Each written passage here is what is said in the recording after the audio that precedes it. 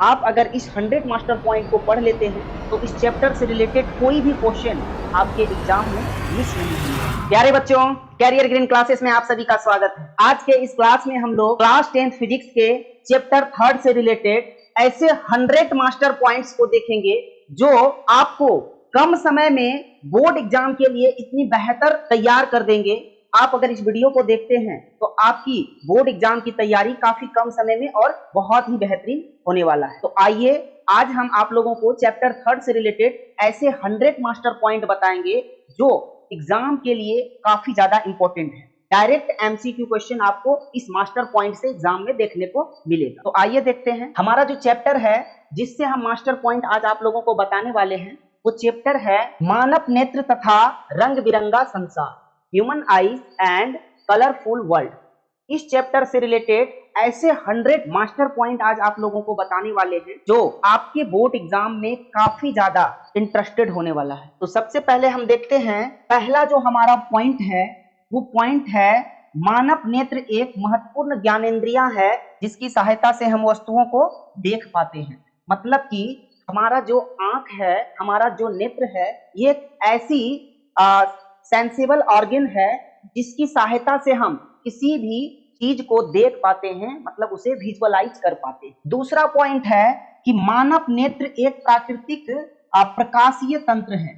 मानव नेत्र जो है वह एक प्रकार का प्रकाशीय तंत्र है जो नेचुरल है और प्रकाशीय तंत्र की तरह ये क्या करता है, कार्य करता है। नेत्र गोलक लगभग गोलाकार होता है। नेत्र गोलक जो होता है वो लगभग किस आकृति का होता है, तो गोलाकार होता है। नेत्र का सबसे आगे वाला पारदर्शी भाग को हम लोग कोर्निया कहते हैं। मतलब नेत्र का जो सबसे अगला भाग होता है उसे हम लोग कोर्निया कहते हैं। नेत्र में प्रवेश करने वाले प्रकाश का अधिकतम अपवर्तन कोर्निया की बाहरी परत पर होती है। मतलब नेत्र में जैसे ही प्रकाश इन करता है तो उसका ज्यादा परिवर्तन जो अपवर्तन होता है वो कोर्निया में ही हो जाता है। नेक्स्ट पॉइंट है कोर्निया के पीछे एक द्रव भरा होता है जिसे हम लोग जलीय द्रव कहते हैं। कोर्निया के पीछे स्थित रंगीन झिल्ली को परितारिका या आइरिस कहते हैं। कोर्निया के पीछे जो स्थित एक रंगीन झिल्ली होता है, कोर्निया के पीछे स्थित रंगीन झिल्ली को हम लोग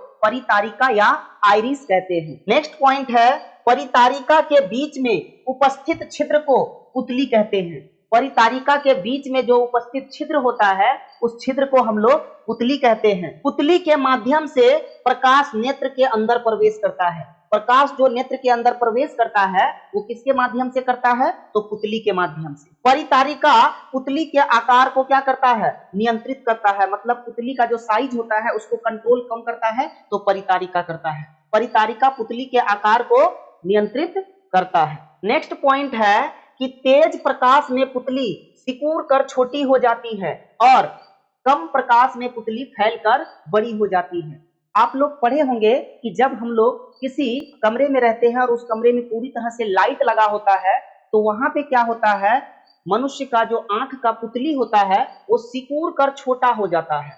और जैसे ही हम लोग उस लाइट वाले कमरे से निकलकर किसी डार्क कमरे में जाते हैं, किसी अंधेरे कमरे में जाते हैं, तो वहां जाने के बाद हमारे आंख की जो पुतली होती है उसका साइज बड़ा हो जाता है, तब वहां की चीजें हम देख पाते हैं। ठीक है, तो तेज प्रकाश में पुतली जो होता है वो सिकुड़ कर क्या हो जाता है, छोटी हो जाती है और कम प्रकाश में पुतली फैलकर बड़ी हो जाती है। नेत्र में एक पारदर्शी और लचीली उत्तल लेंस होता है। नेत्र में कौन सा लेंस होता है, तो उत्तल लेंस होता है। इस लेंस को हम लोग नेत्र लेंस भी कहते हैं। अब नेत्र में जो लेंस होता है उस लेंस को हम लोग क्या कहेंगे, तो नेत्र लेंस कहेंगे। नेत्र लेंस प्रकाश किरणों को रेटिना पर केंद्रित कर देता है। नेत्र लेंस का काम क्या होता है, जो भी प्रकाश किरण आता है उसको रेटिना पर क्या कर देता है, केंद्रित कर देता है, इकट्ठा कर देता है। नेत्र लेंस की वक्रता को हम लोग सिलियरी पेशियां नियंत्रित करती हैं।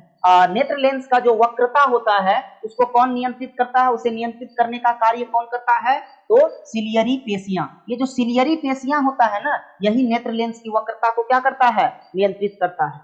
नेक्स्ट पॉइंट है कि नेत्र लेंस की फोकस दूरी बदलने की क्षमता को हम लोग समंजन क्षमता कहते हैं। नेत्र लेंस की फोकस दूरी बदलने की जो क्षमता होता है उसी क्षमता को हम लोग क्या कहते हैं, नेत्र की समंजन क्षमता कहते हैं। निकट की वस्तुओं को देखने के लिए नेत्र लेंस अधिक मोटा और वक्र हो जाता है और दूर की वस्तुओं को देखने के लिए नेत्र लेंस अपेक्षाकृत क्या हो जाता है, पतला।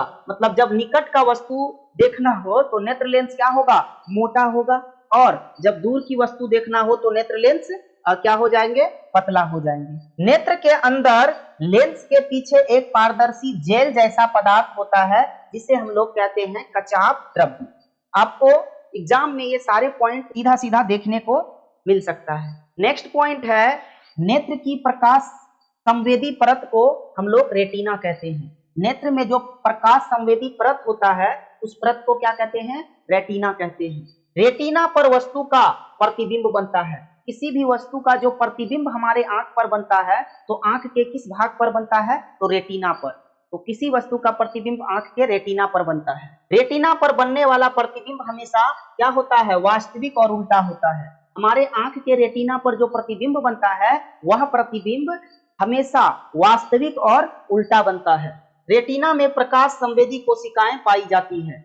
रेटिना में कौन सी कोशिकाएं पाई जाती है, प्रकाश संवेदी कोशिकाएं पाई जाती है। और इन कोशिकाओं के प्रमुख भाग को हम लोग रॉड और कॉन कहते हैं। रॉड कोशिकाएं कम प्रकाश में देखने में सहायता करती है और कॉन कोशिकाएं जो होता है वो रंगों की पहचान करने में सहायता करती है। रेटिना पर प्रकाश की सूचना को विद्युत संकेतों में बदलती है। रेटिना जो है वो प्रकाश की सूचना को किसमें बदलता है, तो विद्युत संकेतों में बदलती है। ये विद्युत संकेत दृष्टि तंत्रिका द्वारा मस्तिष्क तक पहुंचते हैं। ये जो विद्युत संकेत है ये दृष्टि तंत्रिका के द्वारा कहां तक पहुंचते हैं, मस्तिष्क तक पहुंचते हैं। मस्तिष्क इन संकेतों की व्याख्या करके हमें वस्तु का बोध कराता है। मस्तिष्क क्या करता है, जो भी संकेत मतलब जो भी सैंबल और मैसेज उनको मिलता है उनकी व्याख्या करता है, एनालिसिस करता है और एनालिसिस करके हमें वस्तु का बोध कराता है। नेक्स्ट पॉइंट है कि सामान्य नेत्र की निकट बिंदु लगभग 25 सेंटीमीटर होता है। मतलब निकट बिंदु जो होता है, हम लोगों का आंख का देखने का जो सबसे न्यूनतम दूरी होता है उसे आंख की निकटतम दूरी कहते हैं। और मनुष्य के आंख का जो सबसे न्यूनतम दूरी होता है, निकटतम दूरी होता है, वो 25 सेंटीमीटर होता है, 25 सेंटीमीटर होता है। निकट बिंदु वह न्यूनतम दूरी है जिस पर वस्तु स्पष्ट दिखाई देती है। मतलब निकट बिंदु वह दूरी है जिस पर कोई भी वस्तु स्पष्ट दिखाई देता है। अगर हमको बुक पढ़ना होता है तो बुक को हम लोग इस डिस्टेंस में, थोड़ा डिस्टेंस में रखते हैं, तभी उस बुक को हम पढ़ पाते हैं। अगर बुक को हम पूरी तरह अपने आंख पे इस तरह सटा लेंगे तो हम उस बुक को नहीं पढ़ पाएंगे। कम से कम हमको 25 सेंटीमीटर का डिस्टेंस में रखना पड़ेगा, तभी हम कोई भी चीज को पढ़ पाएंगे। क्योंकि हमारे आंख का जो न्यूनतम दूरी होता है किसी भी चीज को देखने का वो 25 सेंटीमीटर होता है। सामान्य नेत्र का दूर बिंदु अनंत होता है। मतलब जो नॉर्मल हमारे आईज होते हैं उसका दूर बिंदु अनंत होता है, इनफिनिट होता है, वो लिमिट नहीं होते हैं। दूर बिंदु वह अधिकतम दूरी है जिस पर वस्तु बिना समंजन के स्पष्ट दिखाई देते हैं। सामान्य नेत्र लगभग 25 सेंटीमीटर से अनंत तक की वस्तुओं को स्पष्ट देख सकता है। हमारा जो नेत्र होता है सामान्यतः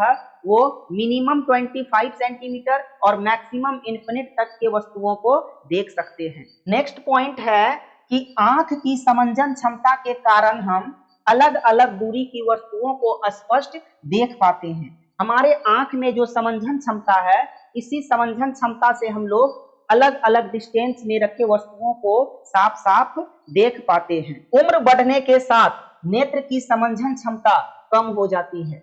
जब इंसान का एज जैसे जैसे इंक्रीज होता चला जाता है वैसे वैसे जो हमारा आंख का समंजन क्षमता होता है वो क्या होता है, कम होता चला जाता है।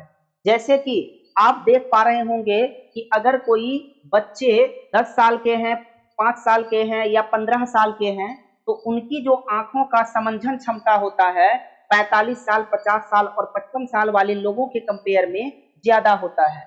क्योंकि एज जिस प्रकार से बढ़ता है मनुष्य का आंख का जो समंजन क्षमता है वो धीरे धीरे क्या होता है, घटने लगता है। तो वृद्धा अवस्था में निकट की वस्तुओं को स्पष्ट देखने में कठिनाई हो सकती है और इस दृष्टि दोष को हम लोग जरा दूरदर्शिता कहते हैं। जरा दूरदर्शिता को उपयुक्त उत्तल लेंस या उपयुक्त चश्मे से सुधारा जा सकता है। नेक्स्ट पॉइंट है, सामान्य नेत्र में वस्तु का प्रतिबिंब रेटिना पर बनता है। नॉर्मल जो मनुष्य का आंख होता है उसमें जो वस्तु का प्रतिबिंब बनता है वो आंख के रेटिना के ऊपर बनता है। जब आंख किसी वस्तु का स्पष्ट प्रतिबिंब रेटिना पर नहीं बना पाती है तो इसे हम लोग दृष्टि दोष कहते हैं। अगर हमारा आंख किसी भी वस्तु का प्रतिबिंब हमारे रेटिना पर साफ साफ अगर नहीं बना पाती है तो समझ जाइए कि आंख में कोई ना कोई प्रॉब्लम है, मतलब दृष्टि में किसी न किसी प्रकार का दोष है। प्रमुख दृष्टि दोष में निकट दृष्टि दोष, दूर दृष्टि दोष और जरा दूरदर्शिता शामिल होते हैं। निकट दृष्टि दोष को मायोपिया भी कहते हैं। निकट दृष्टि दोष को हम लोग मायोपिया कहते हैं। और निकट दृष्टि दोष अगर किसी इंसान के आंखों में हो जाता है तो उसे दूर करने के लिए हम लोग अवतल लेंस के चश्मे का प्रयोग करते हैं। तो निकट दृष्टि दोष को मायोपिया भी कहते हैं। और मायोपिया में व्यक्ति पास की वस्तुओं को स्पष्ट देख सकता है, पास की वस्तुओं को स्पष्ट देख पाता है और दूर की वस्तुओं को नहीं। मायोपिया में दूर की वस्तुएं स्पष्ट दिखाई नहीं देती। आप लोग थ्योरी क्लास में ये चीज अच्छी तरीका से पढ़े हैं कि जब किसी व्यक्ति को निकट दृष्टि दोष हो जाता है तो वह निकट का वस्तु को वो साफ देख पाता है। मतलब मायोपिया में दूर की वस्तुएं स्पष्ट दिखाई नहीं देती है। मायोपिया में दूर की वस्तु का प्रतिबिंब रेटिना के आगे बनने की प्रवृत्ति होती है। मायोपिया को हम लोग अवतल लेंस से ठीक किया जा सकता है। अगर किसी इंसान के आंखों में मायोपिया हो गया है तो उसे दूर करने के लिए हम लोग किसका इस्तेमाल करेंगे? अवतल लेंस का इस्तेमाल करेंगे। अवतल लेंस प्रकाश किरणों को अपसारित करता है। अवतल लेंस क्या करते हैं? प्रकाश की जो किरण होता है उसे अपसारित करने का काम करते हैं। सही शक्ति का अवतल लेंस प्रतिबिंब को रेटिना पर बनाने में सहायता करता है। दूर दृष्टि दोष को हम लोग हाइपरमेट्रोपिया कहते हैं। दूर दृष्टि दोष को किस नाम से जाना जाता है? हाइपरमेट्रोपिया भी हम लोग कहते हैं। और हाइपरमेट्रोपिया में व्यक्ति दूर की वस्तुओं को स्पष्ट देख पाता है। दूर दृष्टि दोष अगर होगा तो दूर का वस्तु से स्पष्ट दिखेगा लेकिन निकट का वस्तु स्पष्ट नहीं दिखेगा। तो हाइपरमेट्रोपिया में व्यक्ति दूर की वस्तुओं को स्पष्ट देख सकता है। इसमें पास की वस्तुएं स्पष्ट दिखाई देने में कठिनाई होती है। हाइपरमेट्रोपिया में निकट वस्तु का प्रतिबिंब रेटिना के पीछे बनने की प्रवृत्ति होती है। जब किसी व्यक्ति को हाइपरमेट्रोपिया हो जाता है, मतलब कि दूर दृष्टि दोष हो जाता है, तो उसका जो प्रतिबिंब है वो रेटिना के पीछे बनने की प्रवृत्ति होती है। हाइपरमेट्रोपिया को हम लोग उत्तल लेंस की सहायता से दूर करते हैं। मतलब किसी बंदे के आंख में अगर हाइपरमेट्रोपिया हो जाए तो उसकी प्रॉब्लम को सॉर्ट आउट करने के लिए उसके चश्मे में कौन सा लेंस लगाएंगे? तो उत्तल लेंस लगाएंगे। उत्तल लेंस प्रकाश किरणों को अभिसारित कर देता है। उत्तल लेंस का काम होता है कि उससे जब कोई भी समांतर प्रकाश की किरण आएगा तो उससे पास आउट करने के बाद उसे एक पॉइंट पर क्या कर देता है? ज्वाइंट कर देता है। इसलिए उत्तल लेंस को क्या कहा जाता है? तो अभिसारित लेंस कहा जाता है। उम्र बढ़ने पर सिलियरी पेशियों की कार्य क्षमता कम हो सकती है। जब किसी इंसान का उम्र जैसे जैसे बढ़ेगा उसके सिलियरी पेशियों का जो कार्य करने का क्षमता है वो कम हो सकती है। उम्र के साथ नेत्र लेंस की लचीलेपन की क्षमता भी कम हो सकती है। इसके कारण जरा दूरदर्शिता हो सकती है। किसी व्यक्ति में एक से अधिक दृष्टि दोष एक साथ भी हो सकता है। जरूरी नहीं है कि किसी इंसान के आंख में अगर प्रॉब्लम है तो या तो उसको दूर का वस्तु दिखेगा तो निकट का नहीं, या निकट का दिखेगा तो दूर का नहीं। ठीक है, हो सकता है उनके आंखों में ऐसा प्रॉब्लम हो जो ना दूर का वस्तु दिखे और ना ही निकट का वस्तु दिखे। किसी व्यक्ति में एक से अधिक दृष्टि दोष एक साथ भी हो सकते हैं और ऐसे मामलों में उपयुक्त संयोजन वाले लेंस उपयोग किए जाते हैं। ऐसा प्रॉब्लम अगर किसी व्यक्ति को हो जाता है तो उसमें दोनों लेंस का कॉम्बिनेशन होता है, मतलब उत्तल और अवतल दोनों को कंबाइन करके लगाया जाता है। नेक्स्ट पॉइंट है कि सूर्य का प्रकाश हमें सामान्यतः सफेद प्रकाश दिखाई देता है। सूर्य का जो प्रकाश है वो सामान्यतः कैसा दिखाई देता है? तो सफेद दिखाई देता है। और सफेद प्रकाश वास्तव में अनेक रंगों का मिश्रण होता है। जो श्वेत प्रकाश होता है वो वास्तव में क्या होते हैं, सभी रंगों का मतलब कई सारे रंगों का वो क्या होते हैं, मिश्रण होता है, मिक्सचर होता है। श्वेत प्रकाश को कांच के प्रिज्म से गुजारने पर वह विभिन्न रंगों में विभाजित हो जाता है। श्वेत प्रकाश को कांच के प्रिज्म से गुजारने पर वह विभिन्न रंगों में विभाजित हो जाते हैं। श्वेत प्रकाश के अपने घटक रंगों में विभाजित होने की घटना को हम लोग प्रकाश का विक्षेपण कहते हैं। प्रिज्म से प्राप्त रंगों की पट्टी को वर्णक्रम या स्पेक्ट्रम कहते हैं। प्रिज्म से जो हमें एक पट्टी, कलर का जो एक पट्टी प्राप्त होता है उसे हम क्या कहते हैं, स्पेक्ट्रम कहते हैं। नेक्स्ट पॉइंट है, दृश्यमान प्रकाश के वर्णक्रम में 7 प्रमुख रंग माने जाते हैं। दृश्यमान प्रकाश के जो वर्णक्रम होते हैं उसमें 7 प्रमुख रंग माने जाते हैं। इन रंगों का क्रम है बैगनी, जामुनी, नीला, हरा, पीला, नारंगी और लाल, जिसमें सबसे ज्यादा बिखराव जो होता है वो किस रंग का होता है, तो बैगनी रंग का, और सबसे कम जो बिखराव होता है मतलब जो सबसे कम फैलता है वो होता है लाल रंग। ऐसा इसलिए होता है क्योंकि लाल रंग का जो तरंगदैर्ध्य होता है वो ज्यादा होता है, जिस कारण से लाल रंग का फैलाव कम होता है, और बैगनी रंग का जो तरंगदैर्ध्य होता है वो सबसे कम होता है, इस कारण से इसका फैलाव क्या होता है, ज्यादा होता है। इन्हें याद रखने के लिए हम लोग अंग्रेजी में हेबोजियर शब्द का प्रयोग करते हैं। बैगनी प्रकाश की तरंगदैर्ध्य सबसे कम होती है और लाल प्रकाश का जो तरंगदैर्ध्य होता है वो सबसे अधिक होता है। नेक्स्ट पॉइंट है, प्रिज्म में बैगनी प्रकाश का विचलन सबसे अधिक होता है और लाल प्रकाश का जो विचलन होता है वो सबसे कम होता है। अलग अलग रंगों के प्रकाश का अपवर्तन अलग अलग मात्रा में होता है।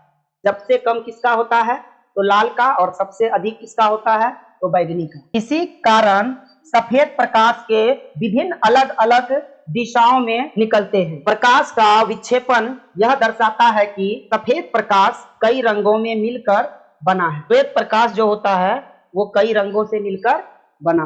नेक्स्ट पॉइंट है, न्यूटन ने प्रिज्म की सहायता से सूर्य के प्रकाश के विक्षेपण का अध्ययन किया था। यदि विक्षेपण वर्णक्रम को उचित व्यवस्था वाले दूसरे प्रिज्म से गुजारा जाए तो श्वेत प्रकाश पुनः प्राप्त किया जा सकता है। इंद्रधनुष प्राकृतिक रूप से दिखाई देने वाला एक सुंदर वर्णक्रम है। इंद्रधनुष क्या है, प्राकृतिक रूप से दिखाई देने वाला एक सुंदर वर्णक्रम है। इंद्रधनुष सामान्यतः वर्षा के बाद सूर्य के विपरीत दिशा में दिखाई देता है। जब बारिश वगैरह हो जाता है तो बारिश के बाद जो होता है सूर्य के विपरीत दिशा में हमें इंद्रधनुष दिखाई देता है। वर्षा की बूंदे छोटे प्रिज्म की तरह कार्य करता है। बारिश होने के कारण कुछ बारिश का जो बूंद होता है वो वायुमंडलीय में फंस के रह जाता है और उस पर प्रकाश की किरण पड़ने के बाद वह छोटे छोटे प्रिज्म के जैसा प्रिज्म के सारे प्रॉपर्टी को अपने अंदर लाता है, जिस कारण से वर्षा होने के बाद सूर्य का रंग जो होता है वो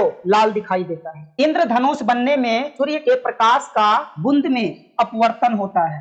इंद्रधनुष जब बनता है तो सूर्य के जो प्रकाश का बूंद है में अपवर्तन होता है और बूंदों के अंदर प्रकाश का विक्षेपण होता है। बारिश का जो बूंद होता है उसके अंदर में क्या होता है, तो विक्षेपण होता है। बूंद के अंदर प्रकाश का आंतरिक परावर्तन भी होता है। वर्षा का जो बूंद होता है उसके अंदर में प्रकाश का क्या होता है, आंतरिक परावर्तन होता है। बूंद के बाहर निकलते समय प्रकाश का पुनः अपवर्तन होता है। जब बूंद से बाहर निकलता है प्रकाश तो प्रकाश का पुनः क्या होता है, अपवर्तन होता है। इन घटनाओं के संयुक्त प्रभाव से इंद्रधनुष दिखाई देता है। इन घटनाओं के जो प्रभाव होते हैं उसके संयुक्त प्रभाव से क्या होता है, इंद्रधनुष दिखाई देता है। वायुमंडल में उपस्थित सूक्ष्म कण प्रकाश का प्रकीर्णन कहते हैं। वायुमंडल में जो उपस्थित सूक्ष्म कण होता है वह कण प्रकाश का प्रकीर्णन कहलाते हैं।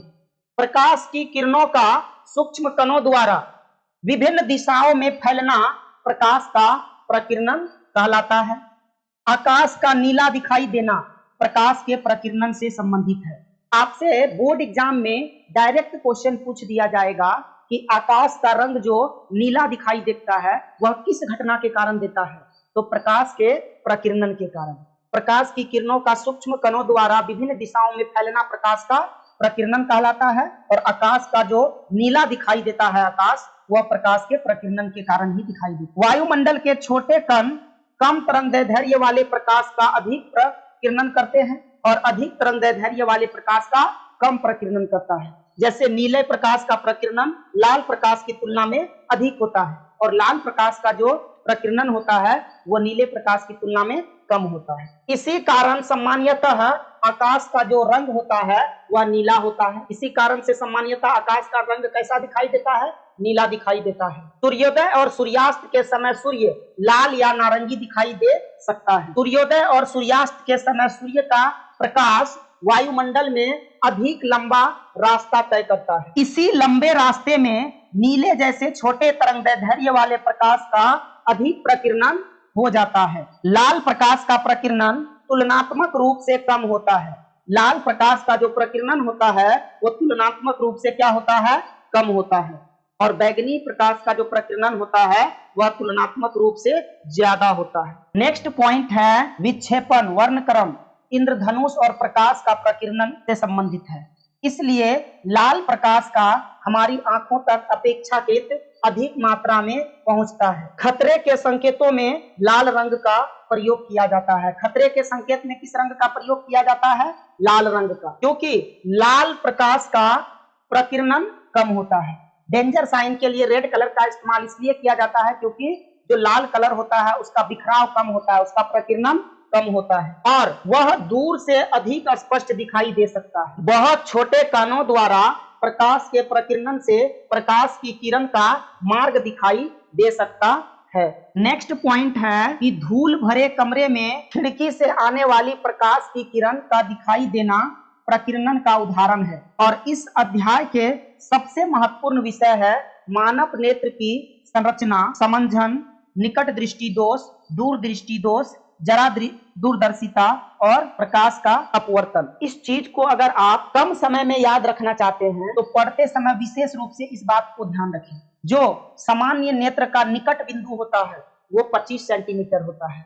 मनुष्य के आंख का निकट बिंदु कितना होता है? 25 सेंटीमीटर। और सामान्य नेत्र का जो दूर बिंदु होता है वो अनंत होता है। अवतल लेंस से मायोपिया को दूर किया जाता है और उत्तल लेंस से हाइपरमाइट्रोपिया को दूर किया जाता है। और 7 रंगों का जो क्रम होता है उसको हम लोग VIB GYOR वेगोजियर द्वारा याद रखते हैं। सबसे अधिक तरंगदैर्ध्य, सबसे कम विचलन, मतलब कि लाल जो रंग होता है इसका तरंगदैर्ध्य ज्यादा होता है जिसके कारण से इसका विचलन क्या होता है? कम होता है। और बैगनी का क्या होता है? सबसे कम तरंगदैर्ध्य होता है, इसीलिए सबसे अधिक विचलन होता है। आकाश नीला किस कारण से दिखाई देता है? प्रकाश के प्रकीर्णन के कारण। प्रकाश के प्रकीर्णन के कारण ही आकाश कैसा दिखाई देता है? नीला। और सूर्योदय या सूर्यास्त के समय लाल दिखाई जो देता है वो भी प्रकीर्णन के कारण। इंद्रधनुष जो बनता है वो अपवर्तन, विक्षेपण और आंतरिक परावर्तन, इन तीनों घटनाओं से रिलेट होकर इंद्रधनुष का निर्माण होता है। तो ये कंप्लीट आपका चैप्टर 3 से रिलेटेड ऐसे 100 मास्टर पॉइंट थे जो डायरेक्ट क्वेश्चन आपके एग्जाम में यहाँ से पूछा जाएगा। तो यह चैप्टर आज कंप्लीट रूप से समाप्त हो गया। इस चैप्टर का जितने भी MCQ क्वेश्चन हैं वो आपको हम नेक्स्ट क्लास में करवा देंगे। तो आज का क्लास यहीं तक था। मिलते हैं आपसे नेक्स्ट क्लास में।